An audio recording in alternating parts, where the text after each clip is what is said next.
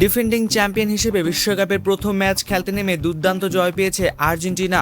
অধিনায়ক লিওনেল মেসির জাদুকরী হ্যাট্রিকে আলজেরিয়াকে ৩-০ ব্যবধানে উড়িয়ে দিয়েছে লিওনেল স্কলোনির দল। এ জয়ের পাশাপাশি বিশ্বকাপে নিজের প্রথম হ্যাট্রিক এবং যৌথভাবে সর্বোচ্চ গোলদাতা হওয়ার রেকর্ড গড়েছেন এলএম10। ম্যাচের শুরু থেকে আলজেরিয়ার রক্ষণভাগকে চেপে ধরে আলবিসেলেস্তারা প্রথমার্ধে লিওনেল মেসির পা থেকে আসে ম্যাচের প্রথম গোল। প্রতিপক্ষ রক্ষণব্যূহ ভেদ করে চমৎকার ফিনিশিংয়ে দলকে ১-০ ব্যবধানে এগিয়ে নেন তিনি। এই লিড বজায় রেখে বিরতিতে যায় আর্জেন্টিনা। দ্বিতীয়ার্ধে মাঠে নেমে আরও আক্রমণাত্মক হয়ে ওঠে ডিফেন্ডিং চ্যাম্পিয়নরা। ম্যাচের দ্বিতীয় গোলটি আসে প্রতিপক্ষের ভুলে। জিনেদিন জিদানের পুত্র একমাত্র ভুলের খেসারত দিতে হয় আলজেরিয়াকে, যেখান থেকে দারুণ এক সুযোগে ব্যবধান দ্বিগুণ করেন মেসি। ম্যাচের শেষ দিকে আলজেরিয়ার কাফিনের শেষ পেরিকটা ঢুকে দেন আলবিসেলেস্তাদের অধিনায়ক নিজেই।